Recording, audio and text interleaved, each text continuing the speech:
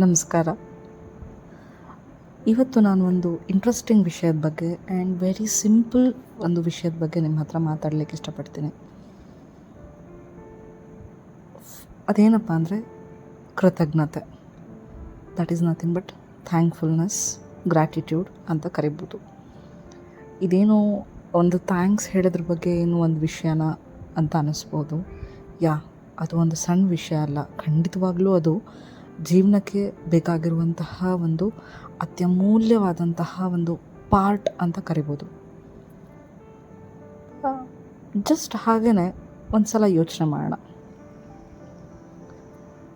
ನಮಗೆ ಯಾರಾದರೂ like for example ಏನಾದರೂ ಒಂದು ಅವಾರ್ಡ್ ತೊಗೊಂಡಾಗ ಅಥವಾ ಏನಾದರೂ ಒಂದು ಸಾಧನೆ ಮಾಡಿದಾಗ ಜನರಲಿ ನಾವು ನೋಡ್ತೀವಿ, ನೀವು ಯಾರಿಗೆಲ್ಲ ಥ್ಯಾಂಕ್ಸ್ ಹೇಳೋಕ್ಕೆ ಇಷ್ಟಪಡ್ತೀರಾ, ಯಾರಿಗೆಲ್ಲ ನೀವು ಗ್ರ್ಯಾಟಿಟ್ಯೂಡ್ ಏನಾರು ಹೇಳಲಿಕ್ಕೆ ಇಷ್ಟಪಟ್ಟರೆ ಹೇಳಿ ಅಂತ ದೊಡ್ಡ ದೊಡ್ಡ ಸ್ಟೇಜ್ ಮೇಲೆಲ್ಲ ಅವಾರ್ಡ್ ತೊಗೊಂಡಾಗಲೂ ಅಥವಾ ನೀವೇ ಒಂದು ಏನಾದರೂ ಅಚೀವ್ ಮಾಡಿದಾಗಲೂ ನಿಮ್ಮ ಸುತ್ತಮುತ್ತ ಇರೋ ಜನ ನಿಮಗೆ ಕೇಳಿರ್ತಾರೆ ಅಲ್ವಾ. ಅದನ್ನೇ ಯಾಕೆ ಕೇಳ್ಬೋದು? ಮೊದಲನೇ ಪ್ರಶ್ನೆ ಯೂಶ್ವಲಿ ಹೇಗೆ ಕಷ್ಟಪಟ್ಟರೆ ಹೇಗಿದೆಲ್ಲ ಸಾಧ್ಯ ಆಯಿತು. ಎರಡನೇ ಪ್ರಶ್ನೆ ಇರುತ್ತೆ, ಯಾರಿಗೆಲ್ಲ ನೀವು ಥ್ಯಾಂಕ್ಸ್ ಹೇಳೋಕ್ಕೆ ಇಷ್ಟಪಡ್ತೀರಾ. ಆಗ ನಾವು ತುಂಬ ಜನರಲಿ ಹಾಗೆ ನೋಡಿದ್ರೆ 1 or 2 ಮ್ಯಾಕ್ಸಿಮಮ್ 3 to 4 ಮೆಂಬರ್ಸ್ನ ನಾವು ನೆನಪು ಮಾಡಿಕೊಂಡು ನಾವು ಹೇಳ್ತೀವಿ. ನನ್ನ ತಂದೆ ತಾಯಿಗೆ ಥ್ಯಾಂಕ್ ಯು, ನನ್ನ ಫ್ಯಾಮಿಲಿ ಸಪೋರ್ಟ್ ಮಾಡಿದ್ದಕ್ಕೆ ಥ್ಯಾಂಕ್ ಯು, ನನ್ನ ಗುರುಗೆ ಥ್ಯಾಂಕ್ ಯು, ಆ್ಯಂಡ್ ನನ್ನ ಸ್ಟೂಡೆಂಟ್ಸಿಗೆ, ನನ್ನ ಕೊಲೀಗ್ಸಿಗೆ, ಲೈಕ್ ಈ ಥರ ನಾವು ಒಂದಷ್ಟು ಮಿನಿಮಲ್ ಹೆಸರುಗಳನ್ನು ಸೆಲೆಕ್ಟ್ ಮಾಡ್ಕೊತೀವಿ ಅಲ್ವಾ. Is that fine? ಏನಿದು ಹೌದು ಸರಿ ಇದೆ, ಅದರಲ್ಲೇನು ತಪ್ಪು ಅಂತ ನಿಮಗೆ ಅನ್ನಿಸ್ಬೋದು. ಅಬ್ಸಲ್ಯೂಟ್ಲಿ ಅದರಲ್ಲಿ ಸರಿ ಇದೆ. ಅದರಲ್ಲಿ ಯಾವುದೇ ಪ್ರಶ್ನೆಗಳು, ಡೌಟ್ ಖಂಡಿತವಾಗ್ಲೂ ಇಲ್ಲ. ಆದರೆ ಅದಷ್ಟೇ ಅಲ್ಲ, ನಿಜವಾಗ್ಲೂ ಅದಷ್ಟೇ ಅಲ್ಲ.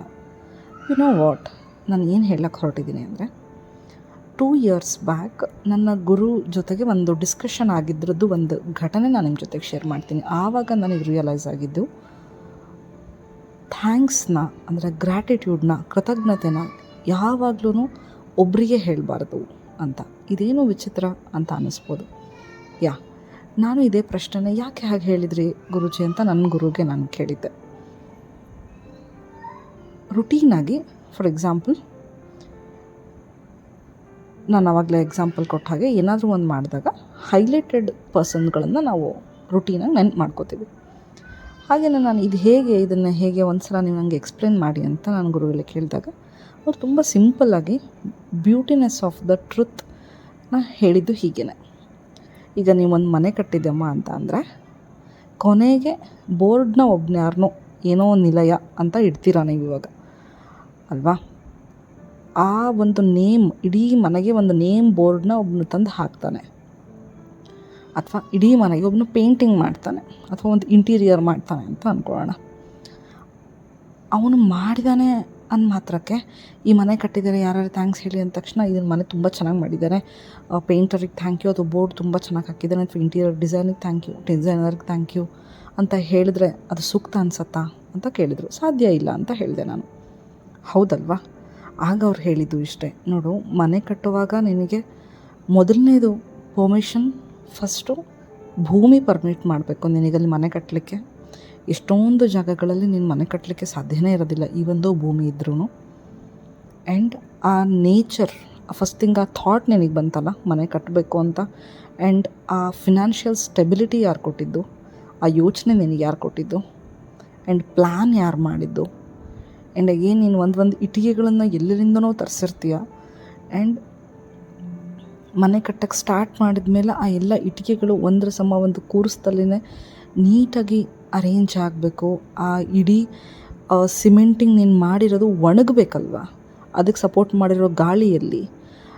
ಆ್ಯಂಡ್ ನೀನು ಕಾಂಕ್ರೀಟೆಲ್ಲ ಹಾಕಿದ್ಮೇಲೆ ನೀರನ್ನು ಬಳಸ್ತೀಯ, ಆ ನೀರಿನ ಪಾತ್ರ ಇಲ್ವಾ, ಮಣ್ಣಿನ ಪಾತ್ರ ಇಲ್ವಾ, ಗಾಳಿ ಪಾತ್ರ ಇಲ್ವಾ, ಇನ್ಯಾರೋ ಎಲ್ಲಿಂದನೋ ನಿನಗೆ ಐಟಮ್ಸ್ನ ಕಳಿಸ್ಕೊಟ್ಟಿದ್ದಾರೆ, ಅವ್ರದ್ದು ಪಾತ್ರಗಳಿಲ್ವಾ.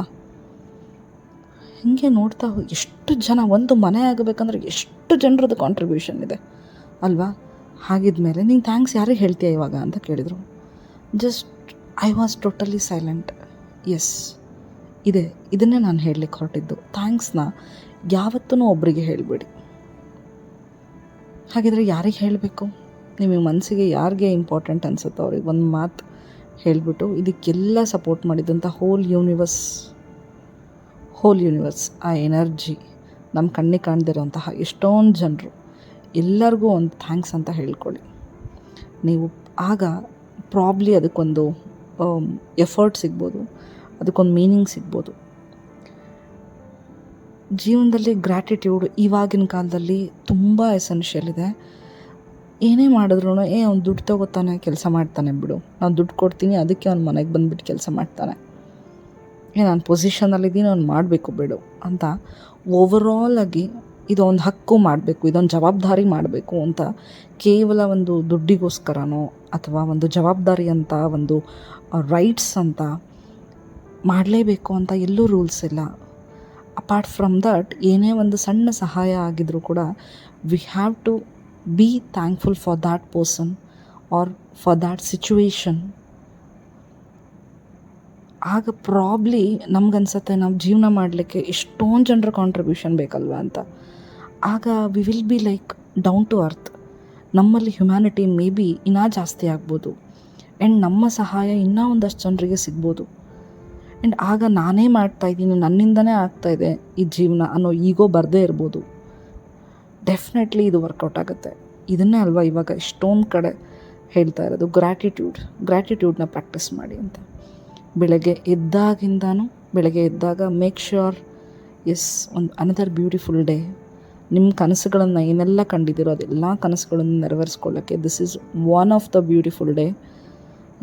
For this opportunity again one beautiful day ಕೊಟ್ಟಿದ್ದಕ್ಕೆ ಫಸ್ಟ್ ಆ ಭಗವಂತನಿಗೆ ಒಂದು ಥ್ಯಾಂಕ್ಸ್ ಹೇಳ್ಕೊಂಡು, ನಿಮ್ಮ ಸುತ್ತಮುತ್ತ ಇರೋವಂತಹ ಎಲ್ಲ ನಿಮಗೆ ಬೇಕಾಗಿರೋರು ಎಲ್ಲರೂ ಸೇಫಾಗಿದ್ದಾರೆ, ಆರಾಮಾಗಿದ್ದಾರೆ. Again say thank you for that. ನಿಮ್ಮ ನೇಚರ್ ಯಾವುದೆಲ್ಲ ನಿಮಗೆ ಸಪೋರ್ಟ್ ಮಾಡ್ತಾ ಇದೆಯೋ, ನಿಮಗೆ ಯಾವುದೆಲ್ಲ ಯಾರ್ಯಾರೆಲ್ಲ ನಿಮ್ಮ ಜೀವನದಲ್ಲಿ ನಿತ್ಯ ಬೆಳಕಿಯಲ್ಲಿ ನಿಮ್ಮ ಜೀವನವನ್ನು ಈಸಿ ಮಾಡ್ತಾ ಇದ್ದಾರೋ, ಒಂದು ಮನಸ್ಸು ಬಿಚ್ಚಿ ಒಂದು ಥ್ಯಾಂಕ್ಸ್ ಹೇಳಿ. ನೀವು ಮನಸ್ಸಲ್ಲಿ ಒಂದು ಥ್ಯಾಂಕ್ಸ್ ಹೇಳ್ಕೊಳ್ಳಿ. ಗ್ರ್ಯಾಟಿಟ್ಯೂಡ್ ಜೊತೆ ಜೀವನ ಮಾಡೋಣ. Life will be more and more beautiful. And ನಾವು ಹಾಗೆ ಯಾರಿಗೆಲ್ಲ ನೀಡಿದೆಯೋ ನಮ್ಮ ಕೈಲಾದಷ್ಟು ಸಹಾಯಗಳನ್ನು ಮಾಡೋಣ. ಬಿಕಾಸ್ ನಮಗೂ ಹಾಗೆ ಯಾರೋ ಸಹಾಯ ಮಾಡಿದ್ದಕ್ಕೇ ನಮ್ಮ ಜೀವನ ಇಷ್ಟು ಈಸಿಯಾಗಿದೆ. That's the power of thankfulness. Let us lead our life with a much gratitude. And ನಾವು ಹಾಗೇ ನಮ್ಮ ಸಹಾಯ ಹಸ್ತನ ಇನ್ನೊಂದಷ್ಟು ಜನರಿಗೆ ಎಷ್ಟು ಸಾಧ್ಯ ಆಗುತ್ತೋ ಅಷ್ಟು ಹಂಚೋಣ ಅಂತ ಹೇಳೋಣ. Thank you for this beautiful moment. I hope ನಿಮಗಿದೆಲ್ಲ ಯೂಸ್ ಆಗುತ್ತೆ ಅಂತ. Thank you so much for everyone. Have a good day.